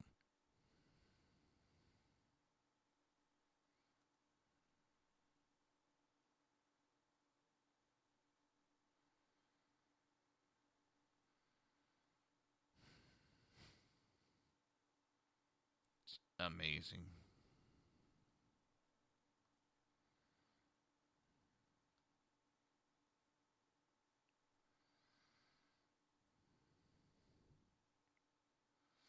How much more do we have to sit back and take?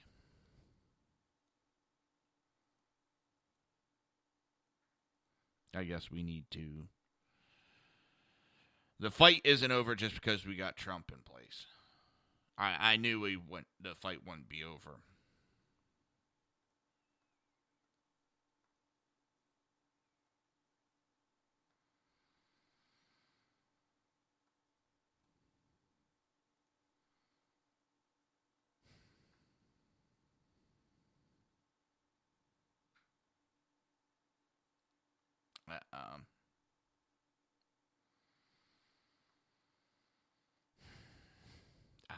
I'm at a loss again.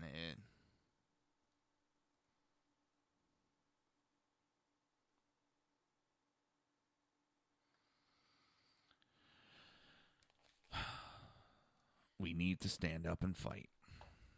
Not, and let me clarify, right now, not violently.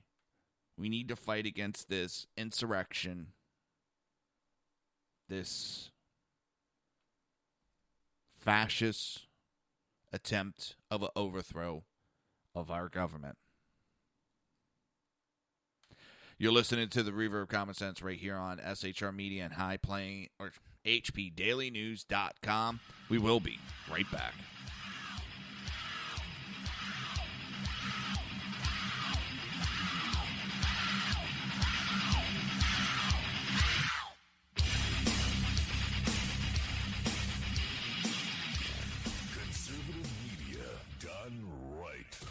You're listening to the SHR Media Network.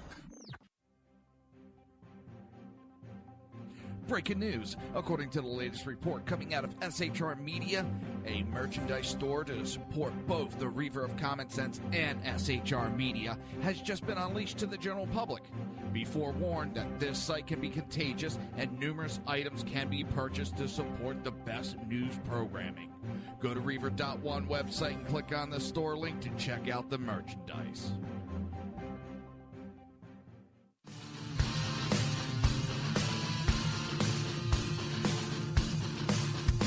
You have been listening to Reaver of Common Sense, hosted by my dad, Jersey Joe.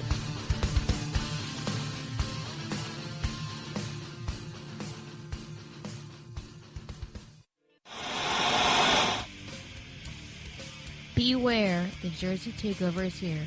Every Monday through Friday, 11 a.m. to 1 p.m. Eastern Standard Time.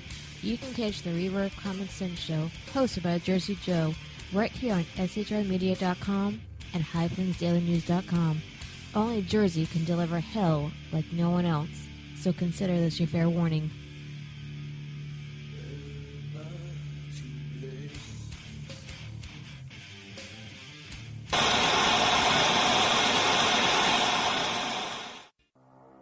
In a world controlled by corrupt politicians, You got a business. You didn't build that. a team of ordinary men emerge from the ashes to give voice to the voiceless and hope to the hopeless. Sackhead Sean, Dude, I'm not saying Catholic, stupid pro. Sackhead Clint, All good friends of ours usually show up drunk. also starring Sacco as the producer. I'm a little bit drunk, I'm a little bit drunk, 'cause I'm drinking, drinking, drinking. They are the Sackheads Radio Show. Every Wednesday at 8 p.m. Pacific on SHRmedia.com.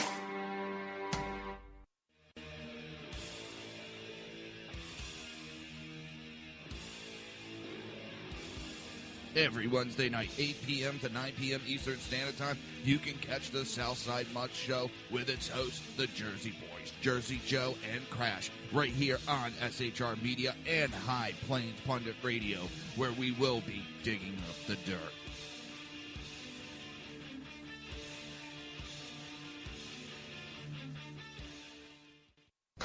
Times are dark.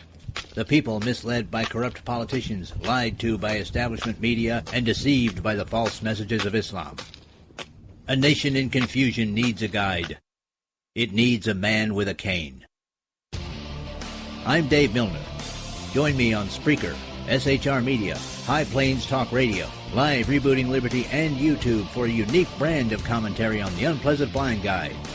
Because truth is not always pleasant. If you miss a show, don't worry. You can catch the replays two ways, rebootingliberty.com or the reaverofcommonsense.com. While you're there on Reaver of Common Sense, don't forget, drop in your email and keep up to date with everything going on, or click the like button on the Facebook widget. Now on to the Reaver of Common Sense.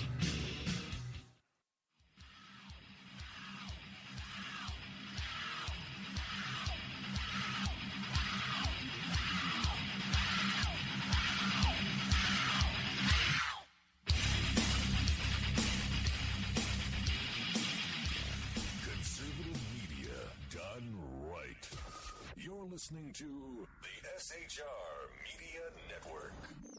This show contains language that some viewers may find offensive. Listener discretion is advised. And now on to the show.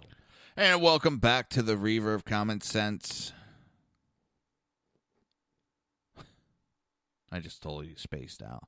I am your host, Jersey Joe, and I'm making sense out of the senseless. The Jersey Takeover's here. We have expanded to 2 hours every Monday through Friday, 11 a.m. to 1 p.m. Eastern Standard Time. And yes, Kel, especially after the protest and the violence. Well, excuse me. Let me rephrase that, because that was not protesting. That was in no way protesting last night. That was pure and utter violence.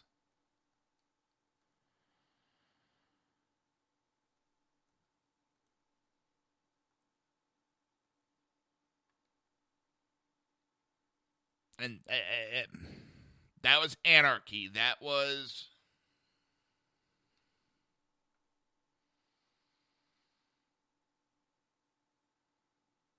the left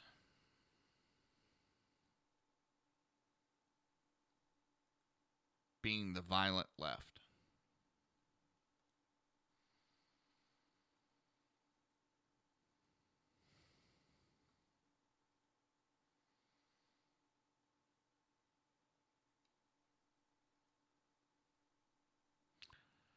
And that's what's scaring the crap out of me. It really is.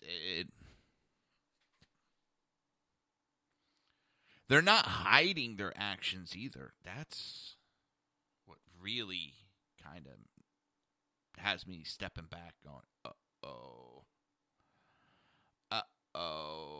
spaghetti-o. Because they're not even hiding it. They're just, yep, this is what we're doing.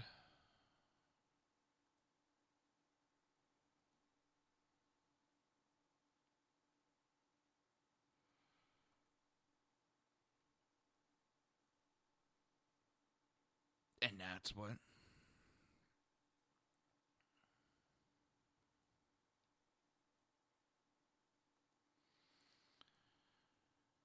they have no issue with the violence.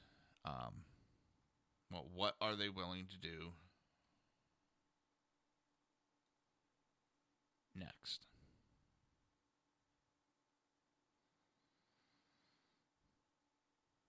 Should be, what aren't they willing to do next?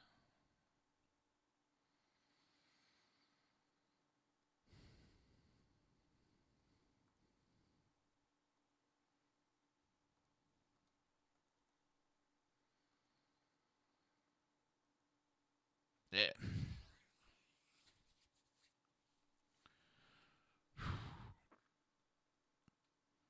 Where does it go from here? How much more do we allow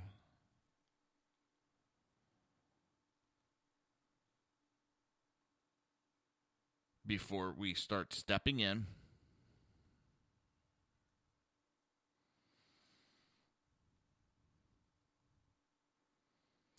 and saying, no more?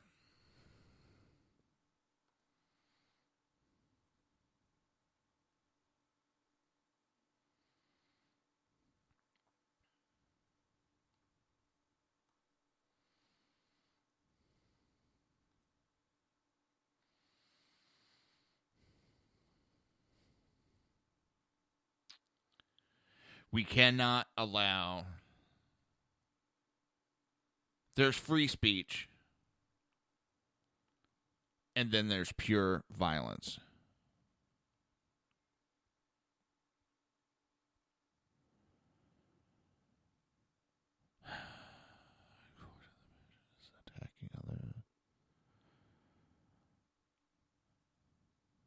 Exactly.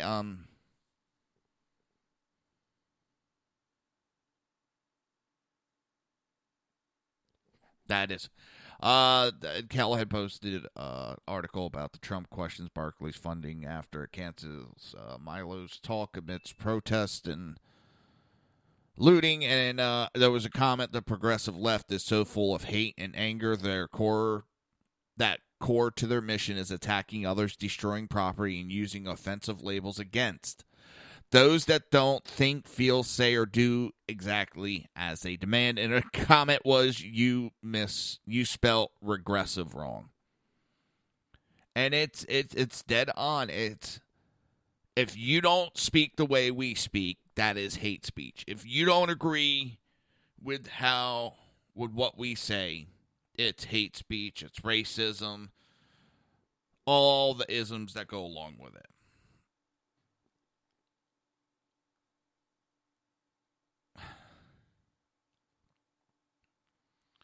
Scary part is, it does not shock me. It really doesn't.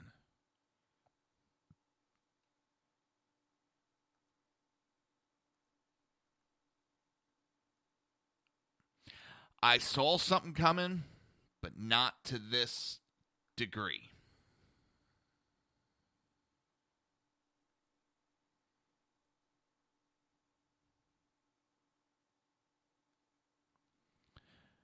I didn't see the left reacting. Your middle name is ism. I mean, it's basically, if you disagree, everybody is a ism or a phobias. I mean, and just look at Vincent Tulliver. He is a Democrat. He was running to become leader of the Democrat Party, and he pointed out that that Democrats kill gay people. And that is against the very basic nature of Democrats, that they're for gay people. And they tossed them.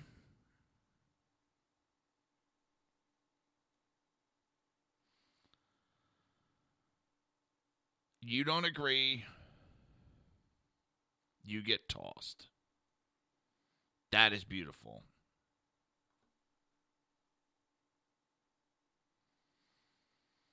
That is typical.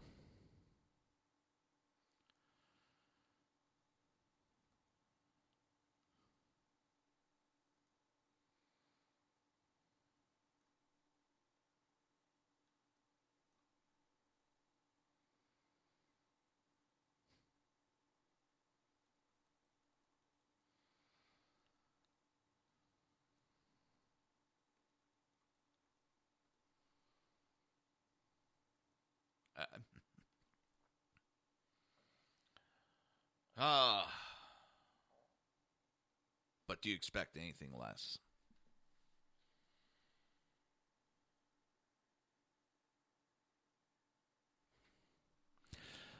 Now, I know I had some information I really wanted to get to today, and I didn't get to it. The only thing I got to was the first article I posted. This is actually a very good thing. Smuggling migrants to Europe. So all these Muslims that are getting smuggled out and smuggled into Europe, well,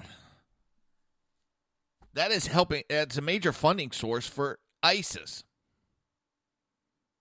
So part of shutting down this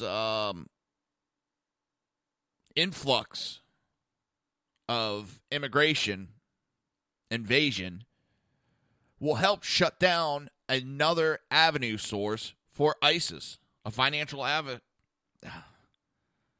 And they fight against it.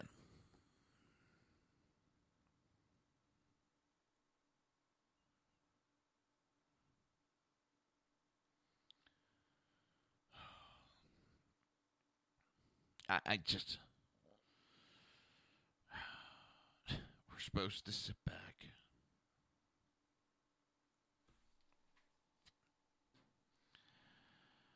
We're supposed to sit back and just do nothing.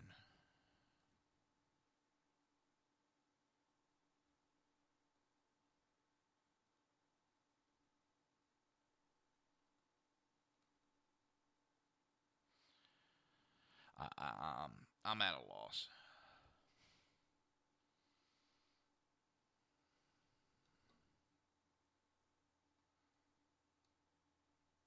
Utterly at a loss.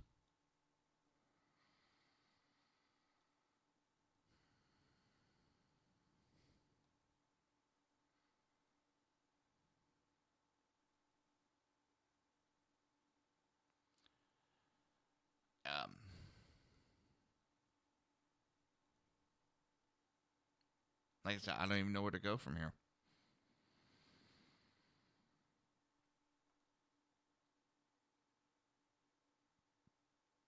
Because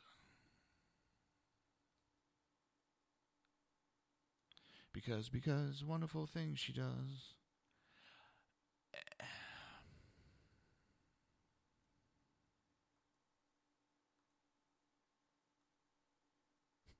I don't know.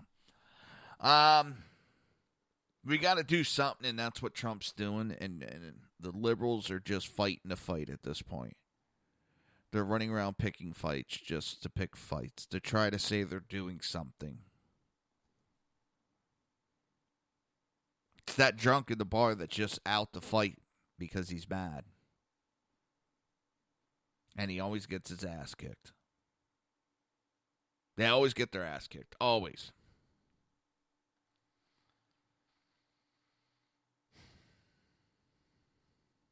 Now, that pretty much does it for the show today. I'll be back tomorrow. Same time, same channel right here. SHR Media and HPDailyNews.com. And I want to thank everybody. I appreciate it. Be safe. Have a great day. You've been listening to the Reaver of Common Sense with its host, Jersey Joe. You can tune in every day, Monday through Friday, 11 a.m. to 1 p.m. Eastern Standard Time, right here on HPPundit.com and SHRmedia.com.